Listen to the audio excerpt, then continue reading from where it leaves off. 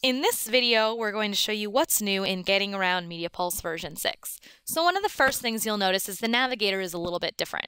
So if I expand job management here, you'll see we have all of the new items we can create as well as all of our lists. But what's different is we don't have that ability to expand and see all of the layouts available.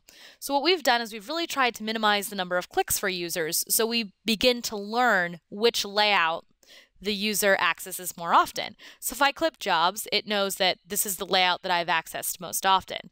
So how does it know that? Well, the first time I click on it, it would give me this window. So a choose layout window. And this checkbox now defaults to checked. So now it will always open this jobs layout no matter what.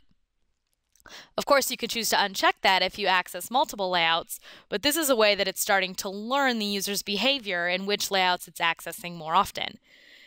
An easy way to be able to see a different layout is to come over here and just on any of these items, just right-click, and then it takes you straight to the Choose Layout window. So this is a way that we're trying to learn user behavior and make it so we minimize the number of clicks.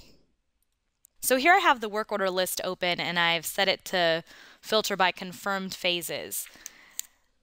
One thing that's nice is the action menu item is now alphabetized. So everything you see here will be in alphabetical order so you can quickly find exactly what you're looking for. Another nice new feature is you're able to edit notes from the list itself. So I can come in here and I could say, op staff, please notify of downtime. And that will instantly add a note to the order, and as you can see here, the icon is visually updated.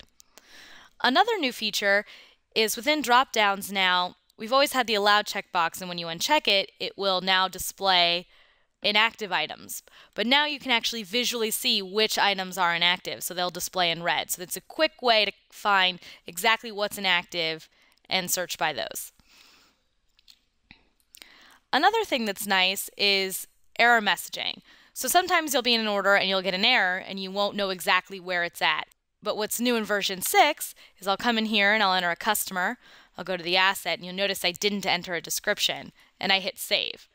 And now it takes me directly to the order tab, and if I actually click here, it'll take me directly to the field that I didn't enter the value. So now it takes me exactly where I need to go to fix the problem. I come in here and put adventure time, and save and close, and all is well.